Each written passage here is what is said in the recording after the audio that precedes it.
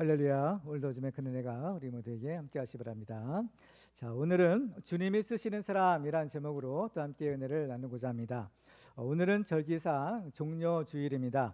종료주일은 예수님께서 예루살렘 성에 입성하신 것을 기념하는 절기입니다. 오늘 본문을 보면 예수님께서 드디어 이 예루살렘 성에 입성하시는 장면을 기록합니다. 예수님의 전생에는 바로 이때를 위하여 나아가셨던 것을 볼 수가 있습니다. 예수님은 항상 그 주님의 때에 관한 말씀을 하셨는데요. 갈릴리 가나의 혼인잔치에서 포도주가 떨어졌을 때 마리아가 예수님께 부탁을 해도 예수님께서는 내 때가 아직 되지 않았다라는 그런 말씀을 하십니다. 또 예수님께서 각종 병든 자들을 고쳐주실 때에도 이 사실을 아무에게도 알리지 말라라고 당부를 하십니다. 그 이유는 아직 주님의 때가 이르지 아니하였기 때문인데, 이 주님의 때라는 것은 바로 예수님께서 십자가를 지실 때를 의미하는 것입니다. 따라서 이때는 온 인류를 구원하시려는 하나님의 구원의 계획이 이루어지는 때이기도 합니다. 따라서 이러한 정말 예수님의 생애에서의 가장 하이라이트요, 온 인류 구원의 하나님의 구원사에서요 가장 중요한 이 시기, 바로 이때에 하나님께서 쓰시는 사람과 또한 동물이 있었다라는 사실을 발견하게 됩니다. 오늘 본문에 보면 예수님께서 예루살렘 성에 입성하실 때 나귀 새끼를 타고 들어가시는데, 사람이든지 동물이든지 바로 주님께 쓰임 받는 것이 최고의 영광이자 축복입니다. 오늘 말씀을 통해서도 우리도 하나님께서 쓰실 때 주님 앞에 존귀하게 쓰임 받는 우리 모두가 되시기를 주님의 이름으로 축원합니다. 그러면 우리가 하나님이 쓰시는 사람이 되려면 어떻게 해야 될까요? 오늘 본문을 통해서 우리 몇 가지 비결을 살펴보고 함께 은혜를 나누고자 합니다. 첫 번째로는 예수님을 믿음으로 영접해야 합니다. 예수님이 예루살렘 성에 입성하실 때 많은 사람들이 예수님을 찬송하면서 영접을 했습니다. 일반적인 주석을 보면 이때 예수님을 환영했던 사람들이 빌라도의 법정에서 예수를 십자가에 못 박으라라고 외쳤던 사람이라고 해석을 하고 있습니다. 물론 그럴 가능성도 있지만 그렇지 않을 가능성도 또한 있는 것입니다. 왜냐하면 그 당시에 예루살렘 성에는 수많은 사람들이 살고 있었고 그 중에는 예수님을 믿는 사람들이 있었기 때문입니다. 그래서 예수님이 돌아가셨을 때 니고데모라든지 아리마대 사람 요셉과 같은 사람들은 그야말로 숨어서 예수를 믿는 사람들이었는데, 이때 그들이 용감하게 나와서 예수님의 장례를 치렀던 것을 볼 수가 있는 것입니다. 특별히 사도 바울이 고린도서 15장에 보면 예수님의 부활을 목격한 사람들에 대해서 이렇게 기록합니다. 고린도서 15장 4절로 6절을 같이 한번 읽어볼까요? 시작.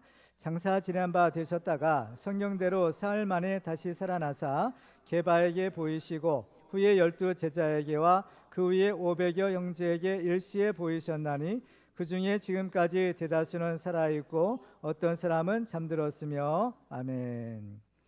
예수님께서 부활하신 후에 게바, 즉 베드로를 비롯한 예수님의 제자들에게 부활하신 몸을 보이셨을 뿐만 아니라 500여 형제에게 일시에 보이셨다라고 말합니다. 그러면 여기에서 이 500여 형제라는 것은 과연 누구일까요? 이 500여 형제들은 바로 예수님을 따르는 제자들이었습니다.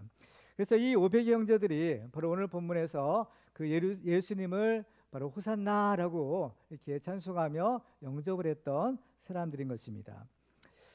이 예수님께서 십자가를 지시는 과정을 보면 하나님께서 정하신 과정과 절차를 따르셨다라는 사실을 알게 됩니다. 그래서 지금 우리가 사순절을 이제 지나고 있잖아요. 사순절 중에서도 우리가 종료주일을 지내는 겁니다. 종료주일을 다른 말로 또 고난주일이라고도 하는데, 이제 내일부터는 이제 고난주간이 이제 한 주간 동안이 계속이 돼요. 그래서 이 고난주간의 하이라이트는 또한 금요일 예수님께서 십자가를 지시고 돌아가시는 것이고, 또 이 모든 구원 사역의 역사의 최고의 하이라이트는 바로 이제 주일날 아침에 예수님께서 다시 살아나신 부활절인 겁니다. 그래서 종료주일이 있고 고난주간이 있고 그 다음에 예수님의 부활이 있는 것이죠. 이것이 의미하는 것이 무엇인가 하면 이 종료주일에 그 예수님, 예루살렘 성에 입성하시는 그 예수님을 믿음으로 영접함이 있어야 된다라는 겁니다. 그러니까 그 예수를 믿는 이 믿음이 있어야만 이 고난의 기간을, 이 무서운 이 고난의 시험을 우리가 이길 수가 있고, 이 시험을 이겨야만 바로 주님이 부활하신 그 그 부활의 영광에 동참할 수 있는 축복을 받을 수 있다라는 것을 의미하는 것입니다. 따라서 이 종려주일의 믿음이 없다면 이 고난을 이겨낼 수가 없고, 또 그렇게 된다면 이 부활의 영광에도 참여할 수가 없게 되는 것입니다. 그러면 이 사람들은 어떻게 그 예수님을 믿고 영접했을까요? 예수님께서 예루살렘 성에 입성하시는 것은 몇 가지의 영적인 의미가 있는 사건이었습니다. 그 이 예수님을 영접했던 사람들은 그 예수님이 영접하는 사건을 통해서 그 예수님을 어떤 믿음으로 영접했는가라는 것을 우리가 발견할 수가 있는데요. 첫 번째로 예수님의 예루살렘 성 입성은 구약 성경에 기록된 예언의 성취라는 의미가 있는 사건이었습니다. 오늘 본문 4절과 5절에 보시면 이렇게 기록합니다. 같이 읽겠습니다. 시작. 이는 선지자를 통하여 하신 말씀을 이루려 하심이라. 일러스되 시온 딸에게 이르기를 내 왕이 내게 임하나니 그는 겸손하여 나귀 곧 멍에 매는 짐승의 새끼를 타투다 하라 하였느니라. 아멘. 바로 예수님이 이 나귀를 타고 예루살렘에 들어가시는 것은 스가랴서에 기록된 그 예언, 메시아의 예언을 성취하는 것으로 본 것입니다. 스가랴서 9장 9절을 보면 이렇게 기록하고 있어요. 시온에 따라 크게 기뻐할지어다. 예루살렘에 따라 즐거이 부를지어다. 보라, 내 왕이 내게 임하시나니 그는 공의로우시며 구원을 베푸시며 겸손하여서 나귀를 타시나니 나귀의 작은 것 곧 나귀 새끼니라. 아멘. 그러니까 이 스가랴서에 기록된 예언의 성취로 지금 예수님께서 이 나귀 새끼를 타고 예루살렘 성에 입성하시는 겁니다. 그러면 이 나귀 새끼를 타고 예루살렘 성에 입성하시는 예수님은 누구라는 말이죠? 바로 성경에 예언된 메시아, 그 구원자라는 것을 의미하는 것입니다.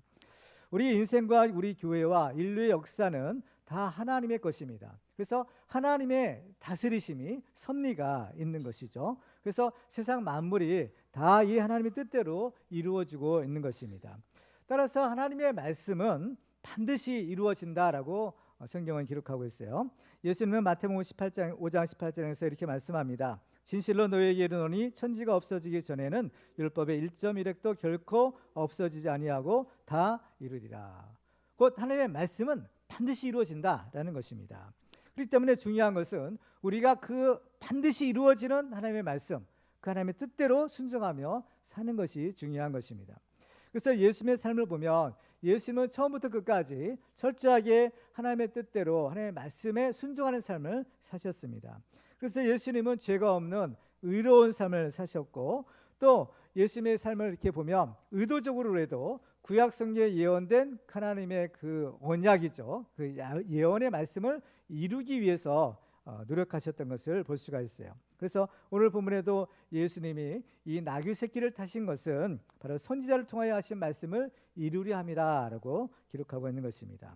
따라서 누가 하나님이 쓰시는 사람이 될 수 있을까? 그것은 바로 예수님처럼 하나님의 말씀에 순종하고 적극적으로 그 뜻을 이루려는 사람, 바로 그 사람이 하나님이 쓰시는 사람이 될 수가 있는 것입니다. 우리도 예수님처럼 이 하나님의 말씀에 순종함으로 하나님께 쓰임 받는 축복의 주인공들 되시기를 주님의 이름으로 축원합니다.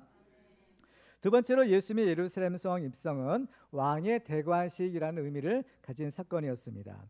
오늘 7절 이하의 9절까지 말씀을 보시면 이렇게 기록하고 있죠. 같이 한번 읽겠습니다. 시작. 나귀와 나귀 새끼를 끌고 와서 자기들의 겉옷을 그 위에 얹음에 예수께서 그 위에 타시니 무리의 대다수는 그들의 겉옷을 길게 펴고 다른 이들은 나뭇가지를 베어 길에 펴고 앞에서 가고 뒤에서 따르는 무리가 소리 높여 이르되 호산나 다윗의 자손이여 찬송하리로다. 주의 이름으로 오시는 이여 가장 높은 곳에서 호산나 하더라. 아멘.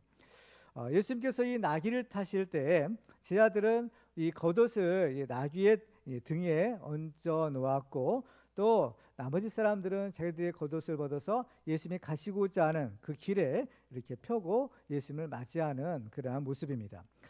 이스라엘의 전통을 보면 이 겉옷을 벗어서 길에다가 편다라는 그러한 행위는 어떤 사람을 새로운 왕으로 추대할 때 행해지는 의식과도 같은 것이었습니다. 그래서 열왕기하 9장에 보면 예후라는 사람이 이제 장차 이제 북왕국이죠, 이스라엘의 이제 왕으로 이제 세워질 것을 하나님께서 말씀해 주세요. 그래서 그 증거로 바로 엘리사 선지자가 사람을 보내서 예후에게 기름을 부어주는 사건이 있었습니다. 근데 어떤 사람이 와가지고 예후를 불러내서 나가봤더니 기름을 붓고는 도망가 버린 것이에요. 그래서 이제 그 예후와 함께했던 사람들이 이게 무슨 일인가 궁금해서 예후에게 그것을 묻는 장면입니다.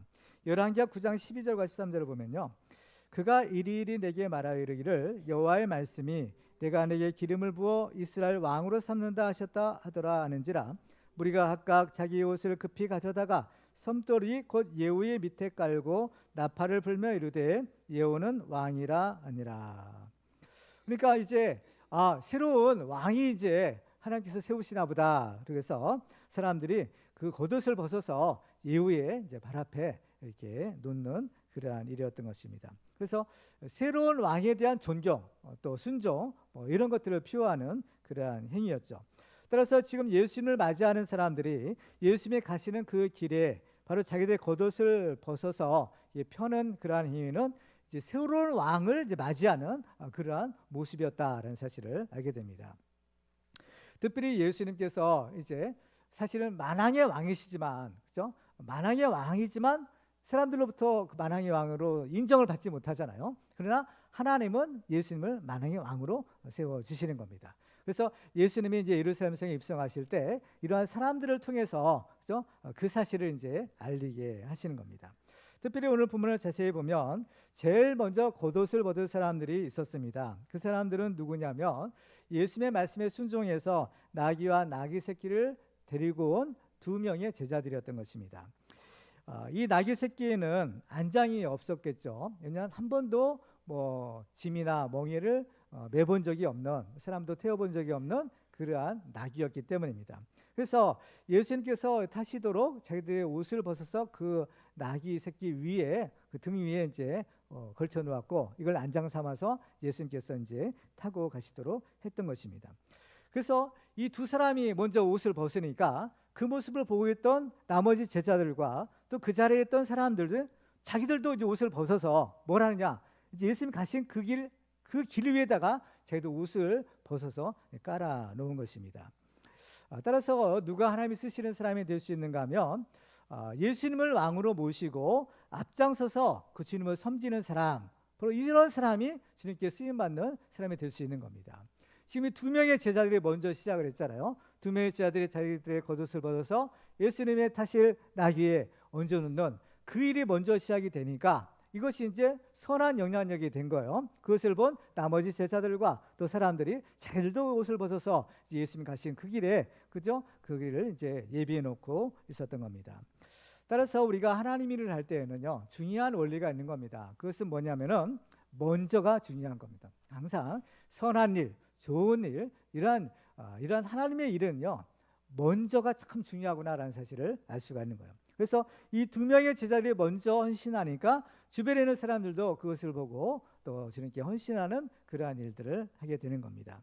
특별히 지금 예수님 자신도 마찬가지지만 예수님의 제자들이나 예수님을 영접했던 사람들은요, 정말 가난하고 힘들고 어려운 사람들이었던 겁니다.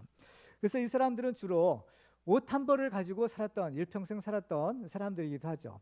이 사람들은 낮에는 옷을 입고 이렇게 이제 생활을 하다가 이제 저녁이 되어서 밤이 되면 그 옷을 이제 벗어서 이불 삼아서 또 이렇게 살았던 것이 그 사람들의 일반적인 삶의 모습입니다. 그런데 그들의 겉옷을, 자기들 전부라고 할 수 있는 겉옷을 벗어서 이제 예수님을 위해서 딱 이제 펼쳐 놓았다라는 것은 그들의 주님에 대한 사랑과 헌신을 표시하는 그러한 모습이었던 것입니다.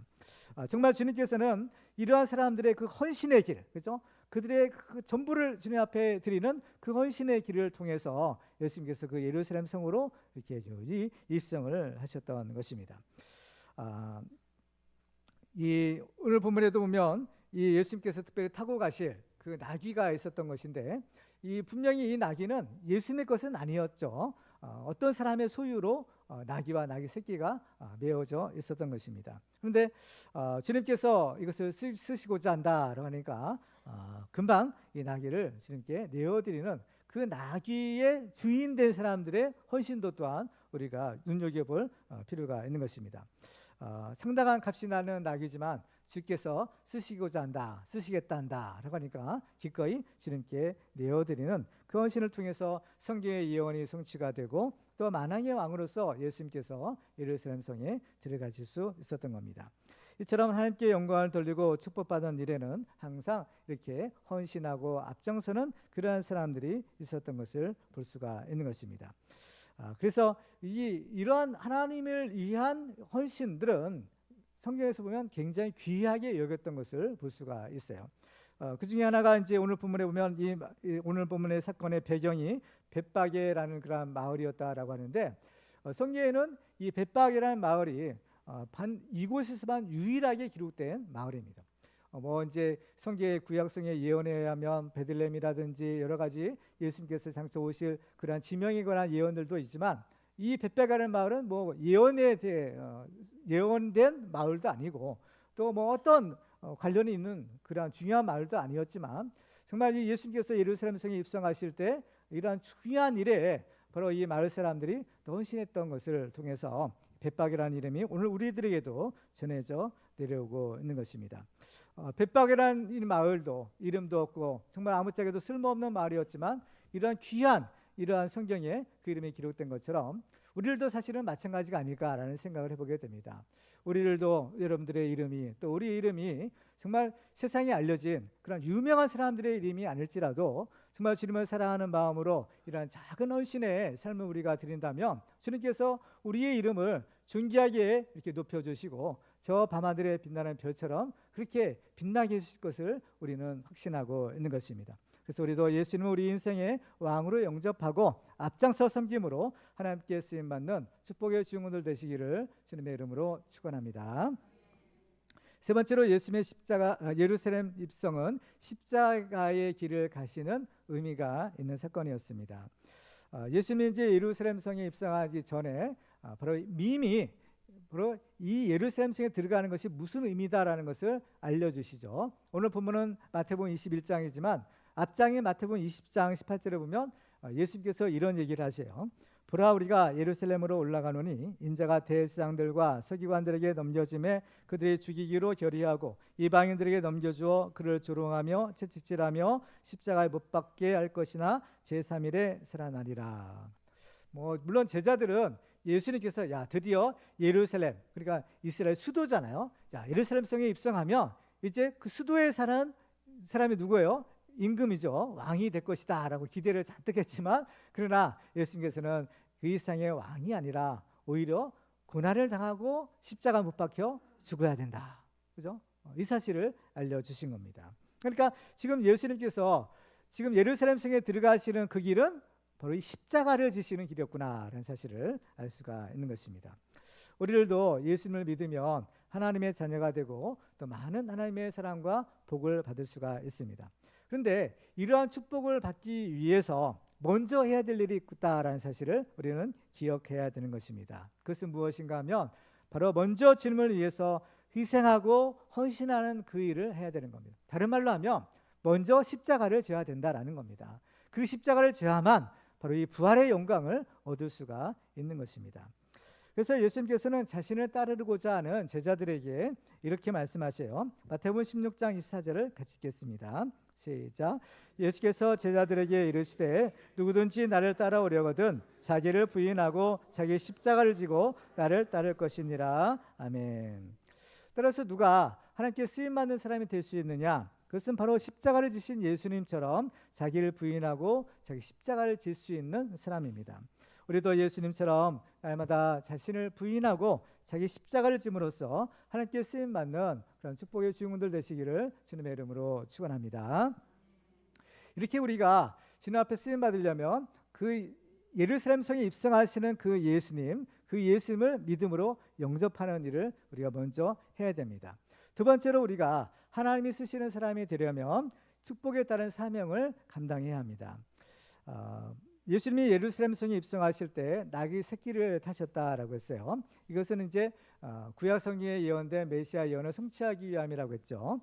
그런데 문제는 과연 예수님은 어디에 가서 이 나귀 새끼를 구해서 그 나귀 새끼를 타고 예루살렘 성에 들어갈 거냐라는 것입니다. 근데 오늘 본문을 보면 하나님께서 다 예배해 놓으셨구나라는 사실을 우리가 확인할 수가 있는 것입니다. 그래서 하나님은 여호와 이레 하나님이시가 하시잖아요. 그렇죠? 모리아산에서 하나님께서 이삭 대신에 순양을 이제 예비해 놓고 계신 것처럼 하나님께서는 하나님이 하시는 모든 일에는 하나님께서 다 예비해 놓으심이 있다라는 것을 우리는 알 수가 있는 것입니다. 그래서 오늘 본문에서 2절과 3절을 보면 예수님이 제자 둘을 보내시면서 이렇게 말씀하세요. 2절과 3절 같이 읽을까요? 시작. 이르시되 너희는 맞은편 마을로 가라. 그리하면 곧 메인 나귀와 나귀 새끼가 함께 있는 것을 보리니 풀어 내게로 끌고 오라. 만일 누가 무슨 말을 하거든 주가 쓰시겠다 하라. 그리하면 즉시 보내리라 하시니 아멘. 어디 가면 나귀와 나귀 새끼가 매여 있는 것을 볼 것인데 그걸 풀고 가라. 그래서 풀어서 끌고 와라. 그래서 만약에 그 주인이 왜 그러냐 하면 이렇게 얘기해라 말씀하시는 거예요. 그래서 그 말씀대로 제자들이 주님이 말씀하신 곳을 가보니까 정말 거기에는 나귀와 나귀 새끼가 매여 있는 것을 보고 이제 주님 말씀하시니까 그 나귀 새끼를 이제 풀어서 그죠? 데리고 오려고 하는 겁니다. 아니나 다를까 또 그 주인이 그 나귀 새끼 그죠? 그 나귀 뭐를 하느냐 이렇게 물으니까 주님께서 쓰시고자 한다. 뭐 이렇게 하니까 그 주인이 또 산뜻 그러면 어서 가져가시오 라고 해서 보내주었다라는 것입니다. 여기서 우리는 하나님이 쓰시고자 하시는 것은 사람이든지 뭐 동물이든지 무엇이든지 다 주님이 이미 예비해 놓고 계셨다라는 사실을 우리는 알 수가 있는 것입니다. 하나님께서도 하나님이 일을 하시기 위해서 하나님께서 각 사람에게 주시는 축복들이 있어요. 뭐 어떤 사람은 물질의 축복도 있을 수 있고 어떤 사람은 재능의 축복도 있을 수 있고 어떤 사람은 높은 지위에 올려주시는 축복도 있을 수 있고 어쨌든 간에 하나님께서는 하나님이 쓰시고자 하는 것은 무엇이든지 다 하나님께서 이미 예비해 놓고 계신다는 것을 알게 됩니다. 예비해 놓고 계시다는 것은 무슨 뜻이냐? 하나님께서 이미 축복을 주셨다라는 것입니다. 그죠? 이 나귀와 같은 경우도 보면 그죠? 주님이 이제 필요해서 쓰시고자 하시는데 누군가에게 이 나귀를 미리 주신 겁니다. 나귀와 그 나귀 새끼를 하나님께서 이미 그 사람에게, 그 사람이 누구인지는 모르겠지만 어쨌든 간에 그 사람에게 이미 주신 것이죠. 물론 이것은 그 사람이 생각할 때는 이것은 내 것이다 라고 생각할지 모르지만 사실 이것은 어때요? 하나님이 그 사람에게 그것을 맡겨 놓으신 것이죠. 그렇습니다. 그러니까 항상 하나님께서는 뭐 물질이든지 무엇이든지 간에 하나님의 예비해 놓고 계심이 여호와 이레의 축복이 있다라는 사실을 알게 됩니다. 그 에스더 같은 경우도 보면 그렇죠? 나라가 정말 이 민족이 멸망을 당할 그 위기의 순간에 바로 이 모르드게가 에스더에게 중요한 편지를 보내게 됩니다. 그 편지 내용이 무엇인가 하면 에스더서 4장 14절 말씀이에요. 우리 같이 한번 읽어볼까요? 시작. 이때에 내가 만일 잠잠하여 말이 없으면 유다에는 다른 데로 말미암아 노임과 구원을 얻으려니와 내가 너 아버지 집은 멸망하리라. 내가 왕후의 자리를 얻은 것이 이때를 위함이 아닌지 누가 알겠느냐. 아멘. 하나님은 어떻게든지 이스라엘 사람들을 구원해 내신다는 거죠. 절대로 망하게 내버려두지 않는다. 하나님께서는 반드시 구원해 내실 것인데 이 일에 누가 쓰임 받느냐? 너가 바로 쓰임 받아야 된다. 그렇죠? 내가 왕후의 자리를 얻은 것이 이때를 위함이 아닌지 누가 알겠느냐? 이건 무슨 뜻이에요? 바로 이때를 위해 하나님께서 너를 이 왕후의 자리에 올려놓으셨다는 겁니다. 바로 어려서부터 부모를 잃는 천혜의 고아의 그런 가냘픈 그냥 힘없는 어린 소녀가 하나님의 은혜로 그 대제국의 왕후의 자리에 오른 것은 하나님이 주신 큰 축복이 아닐 수가 없는 것입니다. 이 큰 축복을 주신 까닭은 뭐냐? 그 축복에 따른 사명이 있는 것인데 바로 위기에 처한 바로 유다 민족을 구원하기 위함이 아니냐라고 말하고 있는 것입니다. 그렇습니다. 하나님께서는 항상 하나님 일을 할 때 다 준비해 놓고 계시는 거예요. 이렇게 에스더를 그 바사 제국의 왕으로 올려놓으신 것처럼 또 옛날에는 요셉을 애굽의 총리로 높여주시고 또 그 큰 기근에서 그 이스라엘 사람들과 많은 사람들을 구원하는 그러한 일을 하게 하시는 겁니다. 그래서 하나님께서 우리에게 주시는 이러한 저러한 축복들이 있는데 그것은 다 우리 사명을 감당하기 위함인 겁니다. 그래서 하나님께서 때로는 하나님께서 우리에게 맡겨주신 것을 찾으실 때가 있는 겁니다. 오늘 본문에도 보면은 나귀를 가지고 있었지만 주님께서 그 나귀가 필요해서 그 나귀를 이제 찾으시는 경우라고 볼 수가 있겠죠. 그렇기 때문에 우리는 이 생을 살아가면서 항상 이 청지기 정신을 갖는 것이 중요한 겁니다. 청지기란 것은 뭐예요? 주인의 것을 관리하는 사람이잖아요.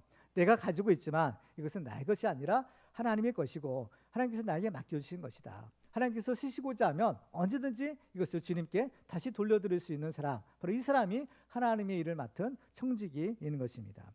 그렇기 때문에 그런데 이것이 좀 잘 쉬운 것은 아니잖아요. 대부분 자기 손에 있으면 이건 내 거라고 이렇게 움켜쥐기가 참 쉽습니다. 그래서 하나님이 주신 축복이 되려면 그 축복에 따른 사명을 감당해야 돼요. 그래서 만약에 이 축복에 따른 사명을 감당하지 못하면 그 축복이 더 이상 축복이 될 수가 없는 겁니다. 오히려 걸림돌이 될 수밖에 없는 것이죠. 그래서 항상 이 하나님의 고민이 있는 겁니다. 뭐냐? 우리에게 복을 주시길 원하세요. 또 복을 주길 원하시고 또 복 주시는 하나님이시지만 그 축복에 따른 사명을 우리가 감당하지 못하면 이것이 오히려 축복의 걸림돌이 될 수도 있는 겁니다. 하나님의 일에. 그렇기 때문에 중요한 것은 우리가 이 축복을 감당할 만한 이 믿음의 그릇이 준비되어 있는 것, 이것이 중요한 관건이 아닐 수가 없는 것입니다.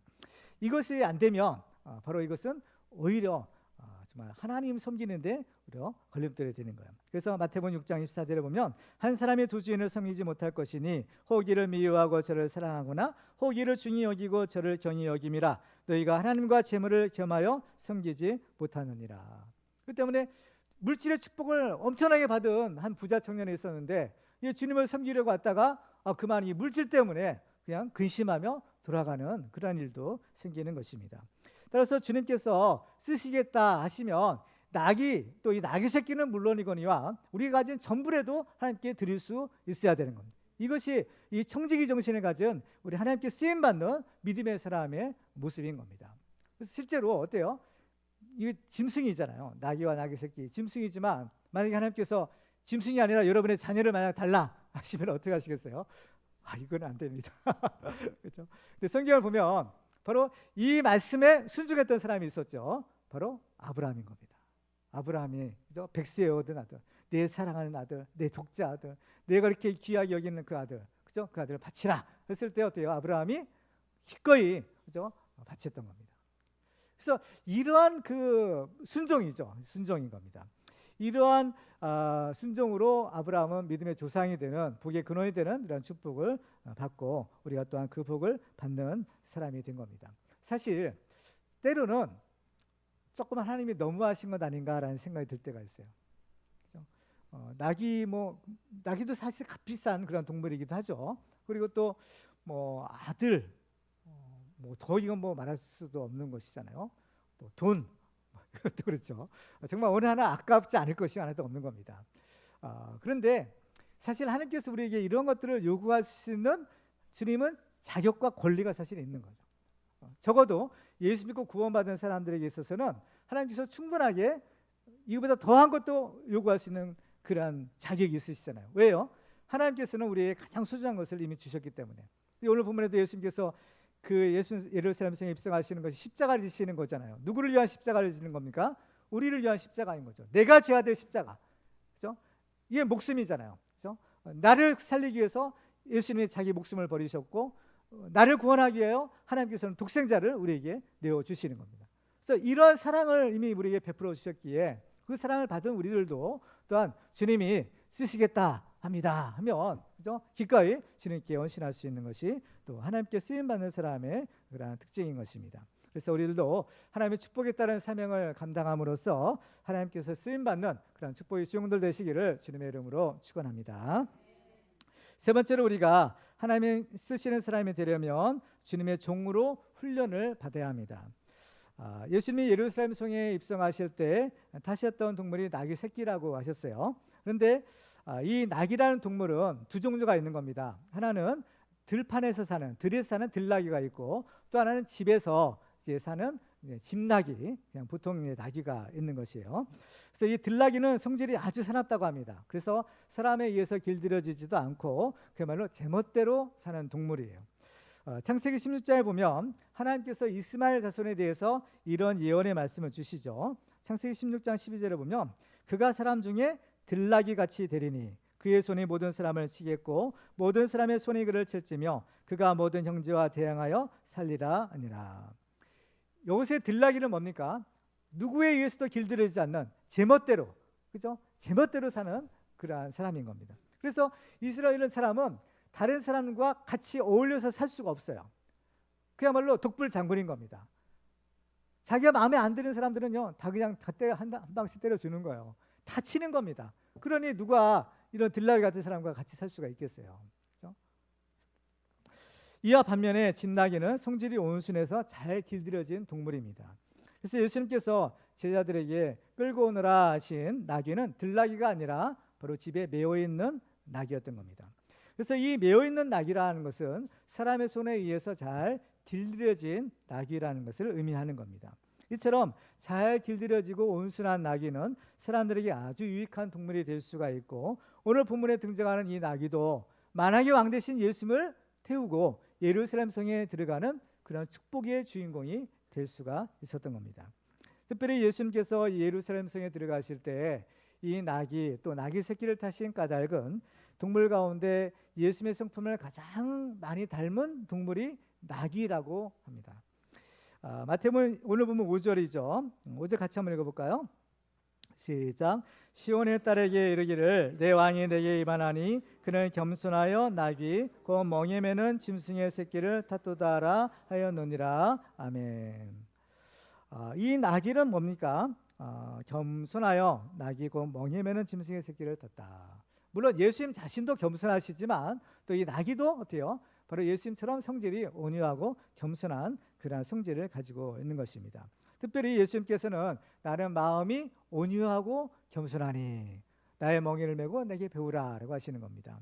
그래서 예수님의 마음이 온유하다라는 것은 그냥 힘이 없다, 그냥 나약하다라는 뜻이 아니라, 이 온유라는 말의 원래의 의미는 어때요? 그 야생마를 길들여졌을 때 생기는 말이라고 하죠. 야생마가 사람의 손에 의해서 길들여져서 말을 잘 듣게 되었을 때 온유해졌다라는 표현을 쓰는 겁니다. 그러니까 힘이 없어서가 아니라, 그렇죠? 힘은 있지만 주님에 의해서 잘 길들여지고 순종하는 겁니다. 예수님도 강력한 능력을 가지고 계시지만 하나님의 말씀이라면 그냥 순종인 겁니다. 그렇죠? 그래서 이 나귀도 잘 길들여졌을 때 이렇게 예수님을 태우고 들어가는 그러한 큰 축복의 주인공이 될 수가 있는 것입니다. 팔복에도 보면 온유한 자는 복이 있나니 그들이 땅을 기업으로 받을 것이요라고 말씀하세요. 그런데 문제는요, 이 온유한 성품, 길들여지는 것이 쉬운 것이 아니라는 겁니다. 그리고 이것은 태어난 때부터 되는 것도 아닌 겁니다. 사람들 태어날 때는 다 기질들이 있는 겁니다. 본성들이 있는 거죠. 근데 그것을 어때요? 잘 훈련받아서 잘 다듬어야 되는 겁니다. 그래야만 온유한 상태가 되고, 그래야만 쓰임받을 수 있는 상태가 될 수가 있는 것입니다. 들나귀처럼 정말 하나님의 말씀에 불순종하고 그야만 제 속에 살고자 하는 사람들은 아무짝에도 쓸데가 없게 되는 것입니다. 오직 하나님의 손에 의해서 잘 말씀으로 단련되고 길들여진 사람만이 하나님께 쓰임을 받게 되는 것이죠. 잠언 17장 3절에 보면 도가니는 은을, 풀무는 금을 연단하거니와 여호와는 마음을 연단하시느니라. 그래서 하나님께서는요, 우리를 연단하시는구나라는 사실을 알게 돼요. 왜? 우리를 쓰시기 위해서, 우리를 사용하시기 위해서 우리를 연단하시는 겁니다. 그래서 이스라엘 백성들도 출애굽하고 나서 하나님께서 그들을 어디로 인도하세요? 광야길로 인도하시죠. 그냥 그 가나안 땅, 족각거리는 가나안 땅을 무척 그냥 주시는 것이 아니라 먼저 광야를 통과해서 그 다음에 가나안 땅으로 들어가게 하는 겁니다. 왜냐하면 이 광야는 연단이에요. 그래서 이 광야의 연단을 통해서 바로 이제 준비되고 하나님의 축복을 받게 되는 것입니다. 사람들 가운데는 이런 불순종의 쓴뿌리들, 또 불신앙의 이러한 좀 들나귀 같은 그런 기질들이 다 있다고 합니다. 그래서 이런 것들을 이제 벗겨내고 또 이런 것들을 이제 단련하기 위해서는 어쩔 수 없는 이런 고난이라는 이런 광야와 같은 연단의 과정이 필요한 겁니다. 우리가 훈련받아야 될 것이 과연 무엇일까? 우리가 온유한 상태로 주님을 섬기기 위해서 훈련받아야 될 것은 무엇인가 하면 주님의 말씀에 순종하는 겁니다. 이스라엘 백성들이 광야에서 40년 동안 훈련받는 것이 뭐냐면은 말씀에 대한 순종인 겁니다. 구름 기둥이 떠오르면 자 가자, 구름 기둥을 따라서 가는 거예요. 그리고 구름 기둥이 머무는 곳에 멈추는 겁니다. 이들이 40년 동안 반복했던 것이 이것이에요. 그러니까 하나님께서 가자 하시면 가는 거고, 야 여기서 멈추자 하면 멈추는 겁니다. 바로 양과 목자의 관계죠. 양들은 앞을 보지 못합니다. 먼 곳을 보지 못해요. 오직 목자만 믿고 따라가는 겁니다. 그래서 목자가 얘들아 가자 하면 목자의 음성을 듣고 따라가는 거예요. 어디로 가는지 몰라요. 그렇지만 목자를 신뢰하는 겁니다. 야, 우리 목자 따라가면 그건 좋은 곳이 있어. 푸른 풀밭도 있고 실만한 물가도 있고. 그러니까 목자 가자고 하면 가야 돼. 그죠? 그래 만기 신앙생활인 겁니다. 그죠? 하나님께서 우리에게 말씀하시잖아요. 자, 가자 하면 가는 거고. 자, 여기서 멈춰라 하면 멈추는 겁니다. 그죠? 이 길들여진 이 나귀, 그죠? 온순해진 나귀도 뭐예요? 주인이, 그죠? 야, 가자, 이리야 하면 가는 거예요. 스톱 하면은 멈추는 거예요. 이것이에요. 다른 거 없는 겁니다. 그죠? 길들여진다는 거, 쓰임 받을 수 있는 조건이 된다는 거, 바로 말씀의 순종인 겁니다. 가라 하면 가고, 멈추라 하면 멈추고. 왜냐? 이유도 묻지도 따지도 않고 주님께서 말씀을 하시면 그럼 순종하는 겁니다. 이것이 주님 앞에 쓰임 받는 비결이 되는 겁니다. 그래서 이 훈련을 우리가 받는 겁니다. 근데 정말 우리가 이 훈련이 쉬우면서도 어려운 것이 이 훈련인 겁니다. 그렇죠? 사람들은 다 자기의 어떤 자아가 있고 자기의 고집이 있고 자기 소견이 있는 거예요. 그래서 이것이 쉬운 것 같으면서도 이것만큼 어려운 것이 없는 겁니다. 그래서 성경을 보면 성경의 위인들도 보면 처음부터 어려웠던 것이 아니잖아요. 특별히 이제 야곱 같은 경우를 보면 야곱이 항상 어때요? 하나님을 손을 갖다가 붙잡혀야 되는데 항상 미꾸라지처럼 도망다니는 겁니다. 그렇죠? 좀 이제 잡힐만 하면 또 빠져나가고 또 잡힐만 하면 또 빠져나가고 그렇죠? 그러니까 영 잡히지가 않는 거예요. 어떻게 했으면 하나님께서 야곱을 통해서 그렇죠? 너 지렁이 같은 야곱아, 이 벌레 같은 야곱아라고 하셨겠어요. 정말 참 그러니까 그런데 중요한 사실 한 가지 있는 겁니다. 그것은 아무리 미꾸라지처럼 도망가고 요리 이쪽으로 도망가고 저쪽으로 도망가고 아무리 빠져나가고 또 도망쳐도 결국에는 하나님의 손에 붙잡히고 만다는 겁니다. 언젠가는 붙잡히는 거죠. 다만 그때가 그 시기가 언제냐의 문제예요.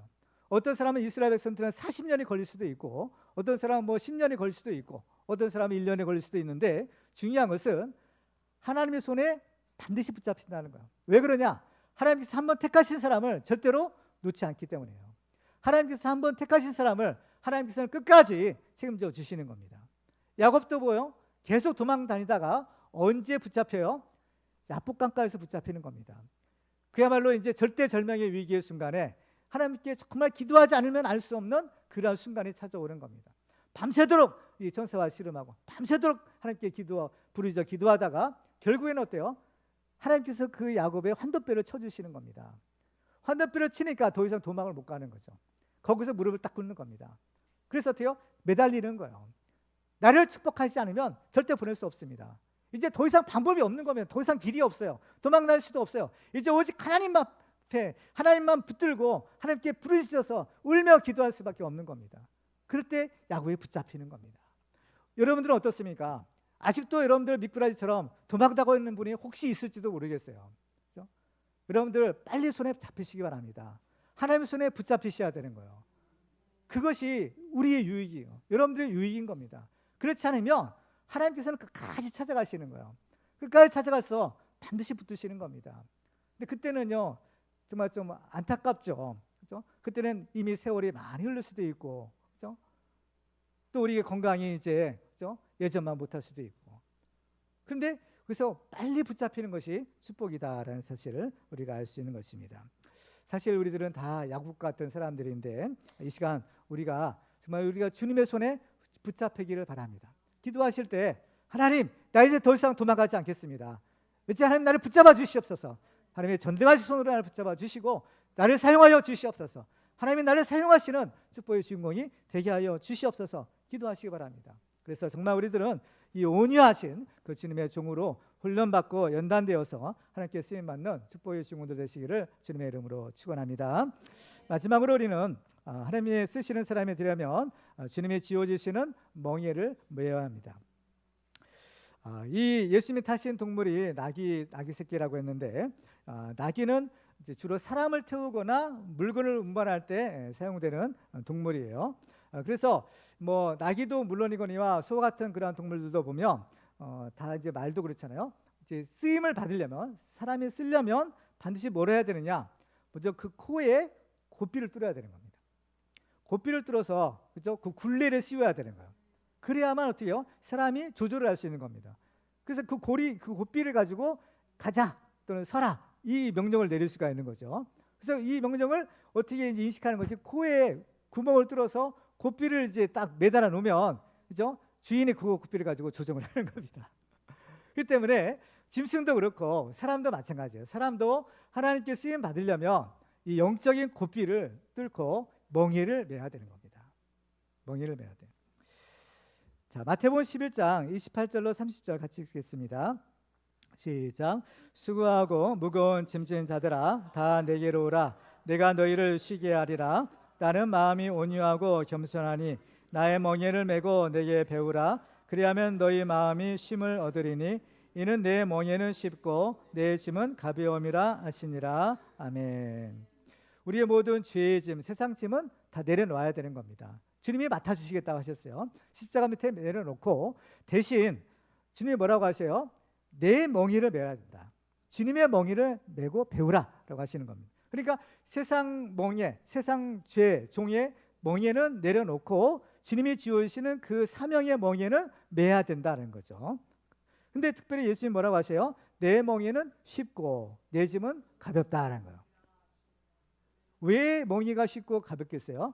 그것은 나 혼자서 지는 것이 아니라 예수님이 함께 져주시기 때문인 겁니다. 나 혼자서는 이건 깔려서 이건 도저히 할 수가 없어요. 근데 이것이 쉽고 가벼울 수 있는 까닭은 주님께서 먼저 그것을 메워주시기 때문인 거예요. 나와 함께 그 짐을 들어주시기 때문인 겁니다. 그렇죠?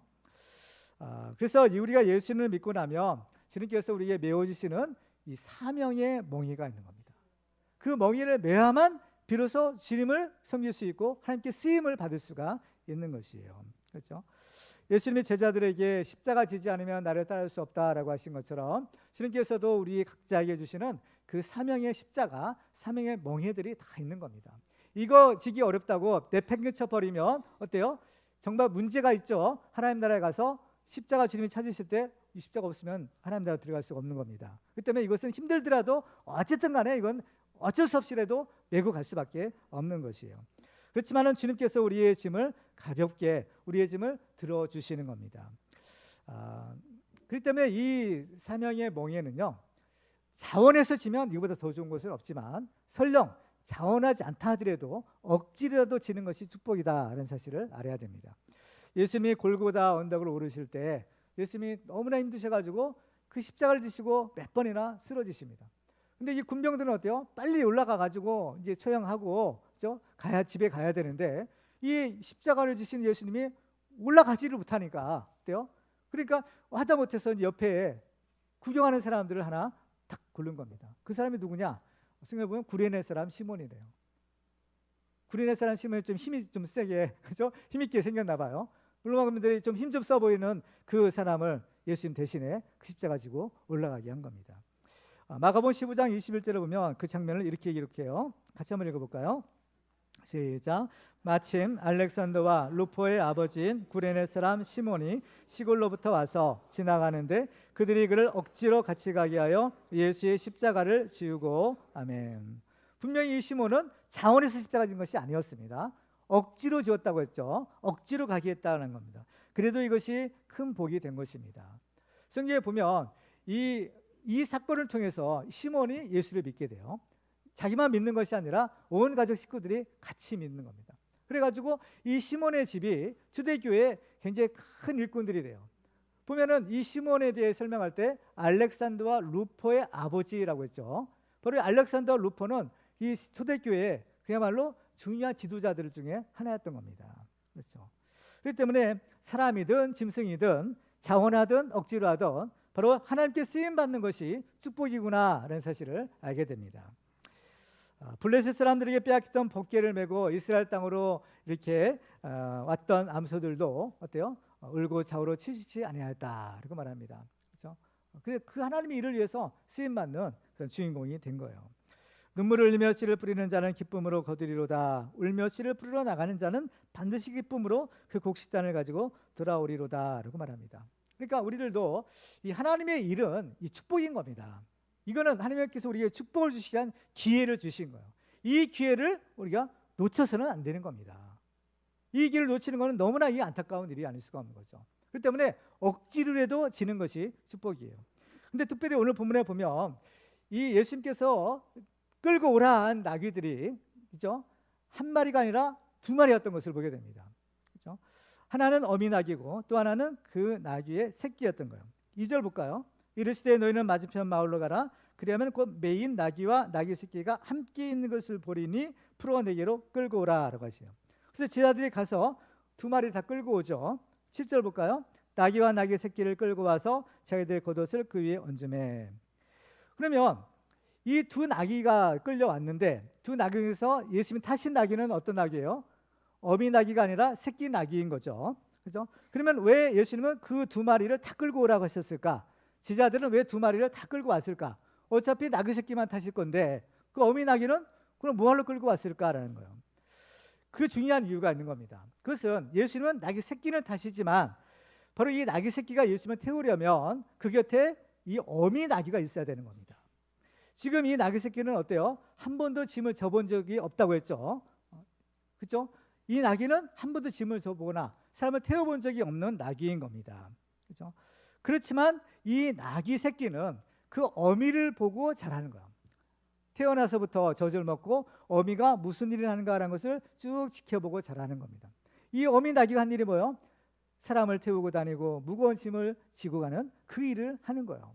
그렇기 때문에 지금 이 나귀 새끼도 자기도 예수님을 태우려면 그 엄마 나귀를 봐야 되는 겁니다. 야, 이 엄마 나귀가 무슨 일을 했는가? 바로 그 일을 이 나귀 새끼도 이제 놔둬야 된다라는 사실을 이제 알게 하는 거죠. 알게 하는 거예요. 우리가 믿음으로 순종하면 우리 당대에도 축복이지만 더 큰 축복은 우리 자녀들이 받는 겁니다. 이 나귀와 이 나귀 새끼, 물론 어때요? 어미 나귀가 볼 때는 어떻게 했어요? 자기가 예수님을 태우는 건 아니죠. 예수님을 태우는 것이야말로 그야말로 모든 나귀의 모든 짐승 중에 최고의 축복인데 그 축복은 누가 받아요? 나귀 새끼가 받는 겁니다. 그냥 나귀 새끼가 받지만 그 축복을 누리는 이 나귀 새끼를 바라보는 어미 나귀는 어땠을까요? 아, 저 축복 내가 예수님 태워야 되는데 이런 마음을 가졌을까요? 아닌 거죠. 이 영광스러운 이 자리, 이 영광은 내 새끼가 받는 것, 오히려 그것이 자기가 예수님 태우고 들어가는 것보다 더 큰 기쁨이 아닐 수가 없는 것입니다. 그렇죠. 우리 부모들의 희생과 헌신은 우리 자녀들의 믿음과 또 축복으로 열매를 맺는 겁니다. 그래서 2000년 전의 나귀는 예수님을 모시고 예루살렘 성에 들어갔지만 예수님이 메워주시는 그 멍에를 지는 사람은 영원한 하나님 나라의 도성인 새 예루살렘 성에 주님과 함께 들어가는 축복을 얻을 수 있는 것입니다. 우리도 주님이 지어주시는 그 사명의 멍에를 달게 해주고 하나님께 쓰임받는 축복의 주인공들 되시기를 주님의 이름으로 축원합니다. 이제 말씀 맺겠습니다. 오늘 우리는 하나님께 쓰임받는 비결들을 우리가 살펴보았습니다. 하나님께서는 지금도 일꾼을 찾으시고 계십니다. 주님이 그 나귀와 나귀 새끼를 찾으신 것처럼 지금도 하나님께서는 일꾼을 찾으시고 계시는 거예요. 바로 지금은 추수할 것은 많지만 바로 일꾼이 적다라고 하시고 추수할 일꾼을 보내달라라고 하십니다. 그 추수할 일꾼들, 하나님 일꾼들이 누구입니까? 바로 우리가 예배드리는 우리가 다 하나님이 쓰시고자 하시는 그 하나님의 축복의 주인공들인 줄 믿습니다. 그래서 우리 모두는 하나님이 찾으시는 충성된 일꾼 되어 하나님이 쓰시고자 하시는 그런 축복의 주인공들 되시기를 주님의 이름으로 축원합니다. 기도하겠습니다. 오늘 우리가 함께 기도하실 때 하나님 정말 주님 앞에 쓰임받는 인생이 되게 하여 주옵소서. 하나님의 손에 붙잡힘을 받는 사람이 되기를 원합니다. 더 이상 도망가지 않겠습니다. 주님 지으신 멍에 지겠습니다. 주님 나를 사용하여 주시옵소서. 우리 주여 한번 부르시고 결단하며 기도하겠습니다. 주여